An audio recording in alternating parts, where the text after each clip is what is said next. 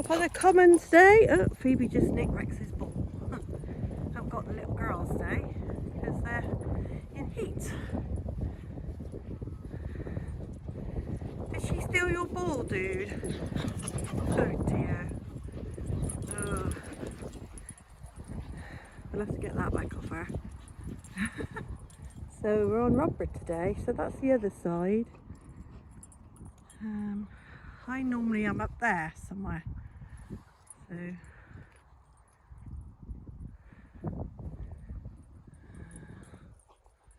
there's a nicer view up ahead anyway. Yeah. So we're nearly at the edge.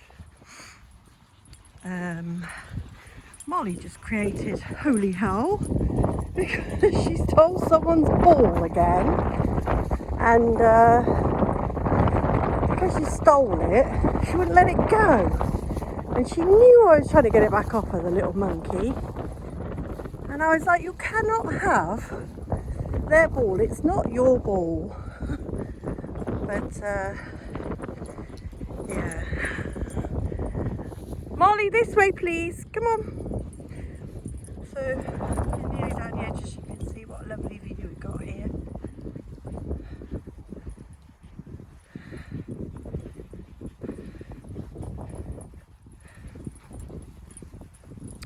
Trying to shield you from the wind a bit because it's very windy up here. So this way, come on, this way. Good boys and girls, this way. I know, she's got your ball. That's not my dog. Honestly, sees my very excitable lot and has gone, I'll follow you then. But Rex will play chase if given half a chance. Come on, Rex. He likes to speak with dogs, but he does bark a bit when he gets very excited.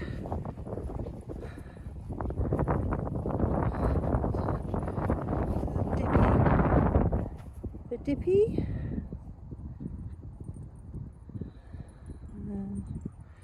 That's the woods I'm normally in up there.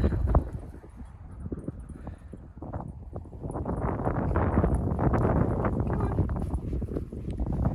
Do I go down this way? Yes, let's go this way. So,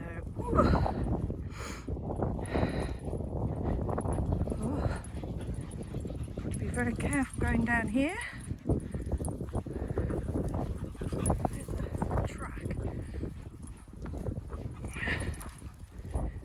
Knee really hurts when I go downhill, but it's good for my knee muscles, but it absolutely kills. Friggin' hurts like a bastard. But the dogs love it. They're like, oh, they love whizzing up and down here. Oh, me not so much. Ouch. Ooh, sore. Wow, wow, wow, wow. Oh, here we go. Up the other side. Yeah. So we just came down there and up there. That did really hurt though. Very much.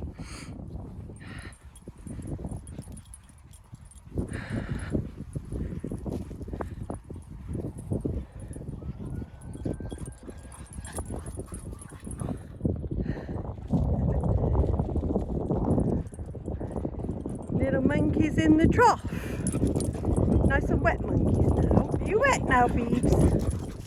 Oh, probably going to go straight back in there.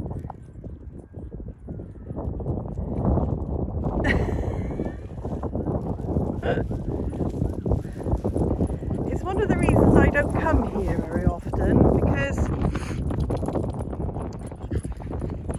they do like to go in a trough to cool off, because when they're up here they get very excited and hot, and gotta go to the bench, guys, just for a minute. Mommy's knee is really hurting after walking the whole thing. So this is kind of a view of Stroud, guys. So I'm hoping I'm shielding the mic as much as I can from the wind so everyone can hear me. So this is Stroud down here. So I'm just trying to figure out where I am. Yeah, so kind of over there, around this area, that's Ebley here, and that's Rodborough Hill there for a point of reference. And then you've got St Matthew's Church. I'll try and zoom in. So that is St Matthew's Church there. So this is all Ebley and Ryford, and that's Ebley Mill, which is where the Stroud District Council is. And in the distance you can see the Severn River and Wales on the other side, and then this is kind of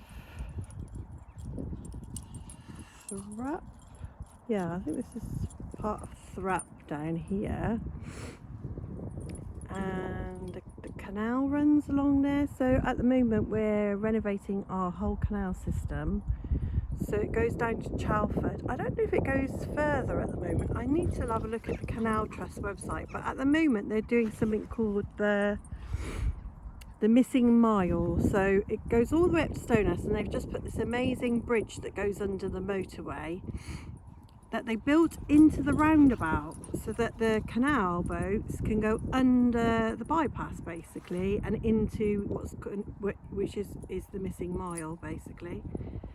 And then so people will be, it'll be the mile that then connects us to the main system on the other side, and then they're going to build an arena down in Brimscombe so that boats can come and visit Stroud, which will be very cool to see the narrowboats coming down the canal.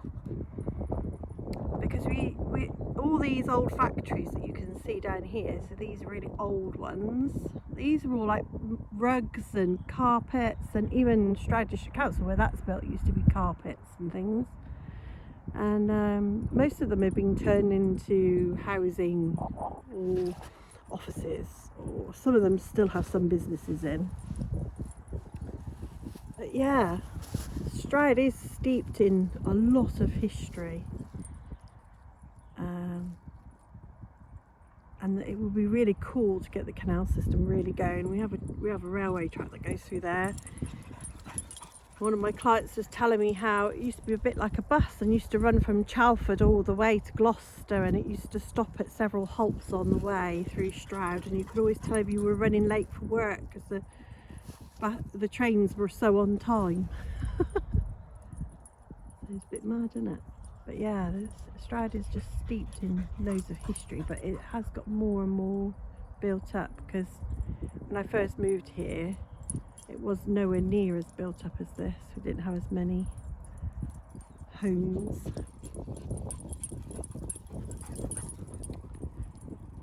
But yeah, so that's the view from Rodborough, guys. It's lovely. And over here, I don't know if you can see it because I have to zoom in. There we go. That was one of the first windmills that Dale Vince, who's part of Ecotricity, built. And you know, now he's quite a big guy in the green renewables. People tend to have a love-hate relationship with him. It's a bit like Marmite, you either love him or you hate him, especially in Stroud. And he currently owns, I don't know whether he's going to sell them or not, but he's trying to build a new stadium down at Stonehouse for Forest Green Rovers. Yeah, and his football team are vegan, so there you go, bit of trivia for you. Anyway, we should carry on with our walk. Poor Rex just had well, not an altercation, he barked at a big black dog. He's not very keen on them. Molly, this way! Because years ago, when we were walking in another place, he got set upon by some big black Labradors. So he's not very keen on big dogs. If they just come up to him nice and gentle, he's fine. But if they come charging at him, which some dogs do because they're happy to see other dogs, he takes that as they're going to hurt him. So he don't attack them, he just barks at them furiously. And that's why we started doing the ball thing. Because if he's got a ball in his mouth, we can't bark. And then his introduction is better to the dog and he settles down. But if you stand there with him on the lead until he stops barking, chatting to the owner, and he realises the dog isn't going to do anything, he's fine. You can then let him off the lead because he's realising that they're not going to hurt him. And it's such a shame because he's a genuine little guy, but he's just got a bit of fear-based anxiety, and then sounds like he's a murderous dog with his barking, and he's not at all. He's just scared. And has a funny way of showing it. But he's got the ball in his mouth now, so hopefully, and I'm hoping Molly will leave him alone now because she's already lost her own ball. Gonna have to get some tennis balls, I think, from the eBay for her because she just constantly loses them. So we've got the fort over there. Yeah, the kids in the school is quite cute. Right, carry on. So come a bit further along. I'm going to sort this brightness out. It's a bit weird, isn't it? A bit weird. Yeah, so I'll go slowly. You see the cars up there? That's the car park for Winchester Mansion, and it's hidden all in this forest here. It's kind of hidden little valley. It's gorgeous. And then this is Winchester here. Winchester Mansion is like out of this world. It's just kind of feels like a different part of the world. It doesn't feel like Stroud at all. You kind of feel like you're in America or something because of the trees. And then you've got, as you go further down here, you've got sort of Nailsworth hidden over there. Try and focus in a bit better. So, and then that's the end of Rodborough over there. We'll be going back soon. But yeah, so there's like a main road. I can sort of see the main road from here that takes you down to Nailsworth. So that's where that is. Nailsworth again is a really lovely place to visit if you're coming to Stroud. It's got some really nice little restaurants, and there's a really nice fish restaurant there, and there's just loads of lovely little pubs. It's just really pretty. It's a pretty little town. Got loads of really good charity shops if that's what you're into, because it tends to be a bit more what you call higher end, so you get some nice stuff in there sometimes. I've got some gorgeous shops in there. Yeah, I'd love to live in a house like that. Can you imagine?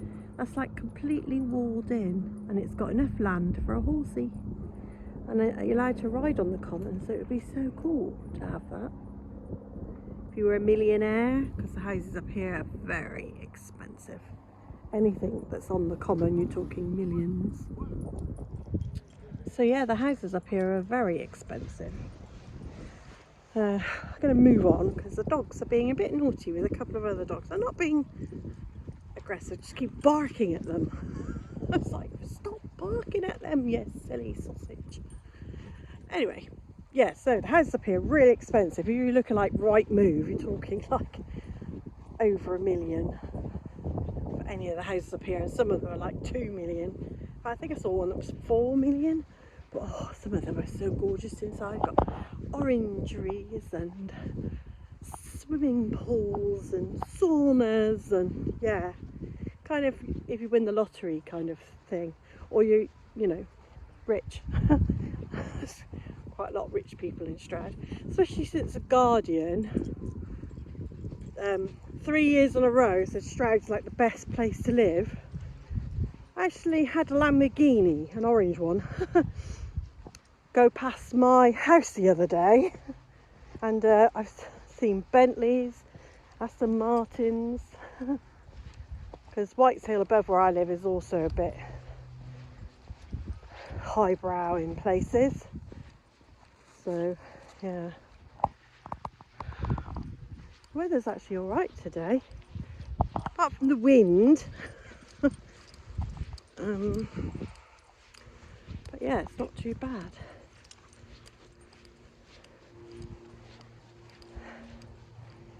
But the two spaniels are full of beans today, so they're being quite mischievous.